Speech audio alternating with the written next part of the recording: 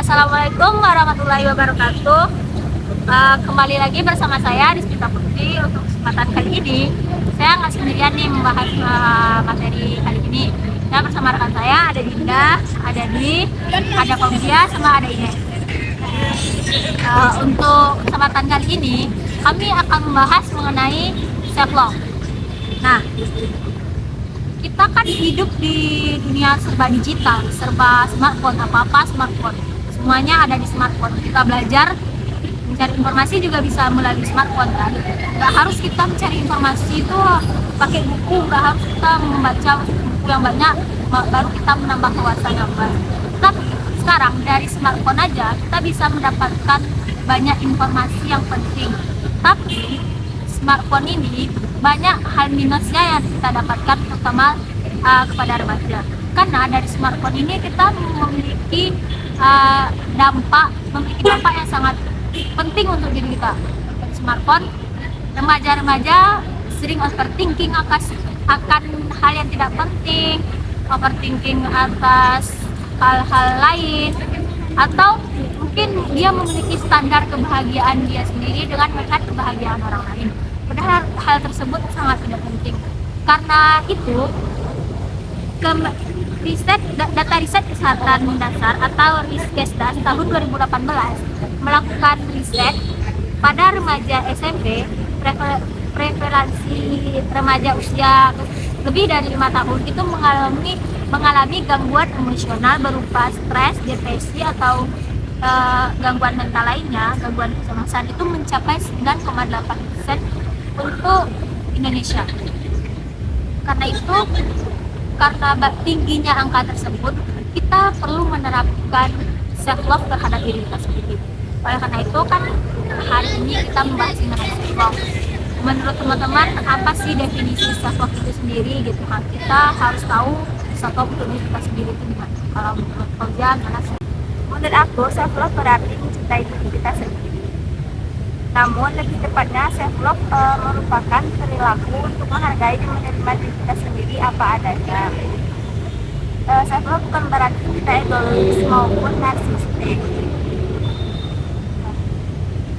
Nah, pendapat aku hampir sama dengan manusia. Self love berarti kita mencintai dan menghargai diri kita sendiri. Kita menerima diri kita apa adanya. Kita menerima apa adanya dengan kita. Intinya, self love itu bukan kita menjaga diri kita untuk tetap bahagia dan sehat baik secara fisik maupun emosional. Mungkin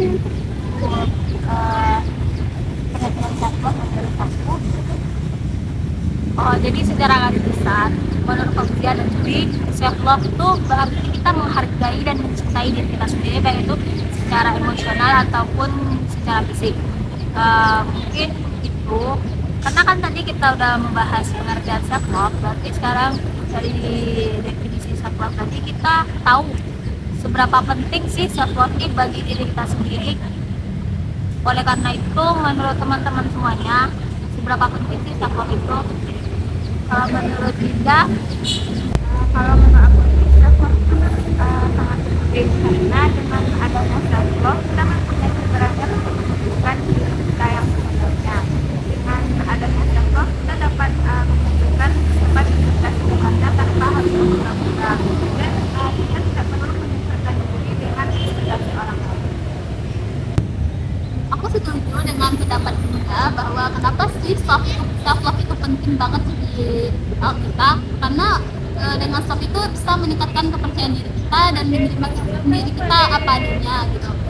Selain itu, dengan self love ini bisa membuat kita merasakan kepuasan terhadap diri kita sendiri. Dengan rasa kepuasan itu tadi, maka kita akan lebih semangat dalam menjalani hari-hari kita, menggapai cita-cita kita gitu. Karena dengan self itu kita akan bisa menerima diri kita padanya, baik kekurangan kita, kelebihan kita, dan kita bisa bertanggung jawab terhadap apa yang kita lakukan. Karena dengan self itu kita akan lebih bisa mengontrol diri kita dengan baik gitu, sehingga kita dapat merasakan rasa puas terhadap diri kita sendiri dan nggak akan membandingkan diri dengan orang lain, dan akan lebih menghargai diri kita dan percaya bahwa kita bisa seperti orang lain. Aku pikir Jadi Jadi kesimpulannya self love itu sangat penting buat diri kita sendiri, karena dengan self love kita bisa bahagia dengan versi kita tanpa mengikuti standar kebahagiaan orang lain, karena self love juga bisa membuat kita paham akan diri kita sendiri. Kan seperti itu? Betul banget tuh. Jadi kita udah membahas definisi self love sama seberapa pentingnya self love itu buat diri kita sendiri. Sekarang kita masuk ke faktor apa saja sih yang bisa mempengaruhi kita untuk tidak mencintai diri sendiri. Itu aku membutuhkan pendapat dari teman-teman semua. Kalau menurut Dewi, gimana sih? Apa saja sih faktor yang mempengaruhinya? Nah, menurut aku faktor yang menyebabkan kita kurang mencintai diri sendiri itu ada dari faktor internal dan eksternal. Faktor internalnya itu yang berasal dari dalam diri kita sendiri. Seperti kita kurang percaya diri terhadap diri kita sendiri, kita merasa kemampuan diri kita sendiri, kita merasa lebih rendah dibandingkan orang lain, kita merasa kita tidak pantas bahagia dengan hati kita. Nah, kalau faktor eksternalnya itu faktor yang berasal dari luar, tentunya dari lingkungan sosial yang baik. Misalnya kita hidup di lingkungan yang penuh dengan kemudian atau stigma yang mengarah kepada kita untuk berpikiran negatif terhadap diri kita sendiri. Menurut aku sih gitu ya. Jadi kalau menurut Dewi seperti itu, kalau menurutnya gimana sih, apa sih faktor yang bisa mempengaruhi self love itu? Menurut aku ya salah satu faktor yang membuat orang nggak percaya diri itu adalah kita tuh kayak berharap dicintai oleh orang lain. Hal ini sering membuat kita untuk menjadi orang lain. Maksudnya itu kayak kita berperilaku bukan diri kita banget gitu loh. Kita berusaha menjadi orang lain agar orang lain itu kayak mau loh berteman sama kita, sehingga kita tuh nggak bersikap seperti apa ada dirinya kita gitu. Misalnya orang lain nggak suka loh kita bersikap seperti ini, padahal kita itu adalah hal yang kita sukai gitu. Dan karena teman kita nggak suka, maka kita akan melakukan hal-hal yang disukai teman kita, padahal kita nggak suka akan hal itu gitu. Sehingga hal ini akan membuat kita kayak penuh stres, sehingga kita tuh kayak nggak mencintai diri kita sendiri gitu. Padahal kita bisa berteman atau dekat dengan orang lain dengan menjadi diri kita sendiri, karena menjadi diri sendiri itu akan lebih menyenangkan dan akan lebih membuat kita bahagia. Jadi stop kita sebagai orang yang memaksakan diri untuk kebahagiaan orang lain, cobalah menjadi diri sendiri, karena dengan diri sendiri kita bisa membuat diri kita bahagia dan kita akan juga bisa memberikan sedikit banyaknya efek positif kepada orang lain. Menurut aku seperti itu sih. Jadi dapat disimpulkan faktor yang mempengaruhi kita tidak mencintai diri kita sendiri itu bisa dari eksternal dan internal. Contohnya yaitu tidak percaya akan kemampuan diri kita sendiri, adanya lingkungan sosial yang kurang mendukung, ataupun kita yang terlalu memaksakan kemampuan diri kita, atau lebih tepatnya itu kita yang udah tahu kita nggak bisa, tapi kita memaksakan hal tersebut bisa, sehingga hal tersebut bisa membuat kita sakit atau bagaimana. Nah, dari tadi kan kita udah membahas mengenai self love, definisinya, seberapa pentingnya self love untuk buat diri kita sendiri, dan barusan kita habis membahas tentang faktor-faktor yang mempengaruhi self love tersebut. Nah, karena kita udah membahas 3 hal tersebut, berarti kita tahu dong strategi apa aja yang bisa kita terapkan untuk self love itu sendiri ke diri kita. Jadi kita harus dari 3 tersebut kita harus paham strategi apa aja sih yang bisa kita terapkan ke diri kita masing-masing gitu. Jadi menurut teman-teman masing-masing ini gimana sih strategi yang tepat untuk kita melaksanakan self love itu kepada diri kita. Menurut yang mau menyuarakan pendapatnya. Jadi kalau menurut aku sih strategi yang tepat untuk mencintai diri sendiri, kita kan ingin mencintai diri sendiri kan gitu. Jadi yang langkah awal yang pasti kita lakukan harus kita kenali dulu diri kita, terus diri kita sendiri itu bagaimana gitu. Kayak misalnya tujuan diri kita bagaimana, hal apa yang kita sukai, apa aja sih yang kita sukai, hal apa aja yang bisa memotivasi diri kita gitu. Jadi kalau kita ingin bisa memahami diri kita, kayak mencintai diri kita, kita tuh harus bisa mengetahui diri kita agar kita bisa mengetahui langkah apa sih yang harus aku lakukan itu biar dengan diri aku yang seperti ini, hal apa sih yang harus aku lakukan agar aku bisa lebih mencintai diri aku sendiri gitu. Agar aku lebih termotivasi belajar, termotivasi ketika aku gitu. Jadi menurut aku yang paling penting pertama itu adalah mengenal diri sendiri. Kalau menurut teman-teman lain boleh juga menyampaikan strategi. Mungkin menurut aku selanjutnya strategi yang tepat untuk meningkatkan self love yaitu menerima diri apa adanya. Ini berarti menerima diri sendiri dari semua aspek yang kita punya, seperti baik dampak negatif dari diri kita sendiri maupun dampak positifnya. Dengan mencoba untuk menjadi orang lain untuk mengubah diri kita sendiri. Ingatlah bahwa diri kita sendiri ini uniknya mempunyai kelebihan dan kekurangan dari masing-masing diri kita sendiri.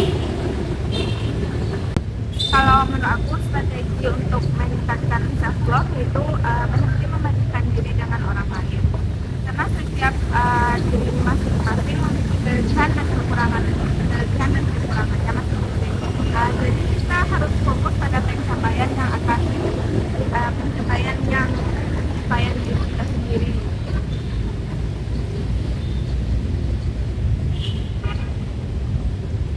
Kalau strategi dari aku, kita menetapkan batasan terhadap diri kita sendiri. Kita melakukan sesuatu yang kita tidak harus selalu memaksakan ekspektasi orang lain, jangan mau orang lain. Kita berani untuk mengatakan tidak akan sesuatu yang sebenarnya kita memang tidak bisa. Jadi jangan jadi orang yang tidak enakan. Oke.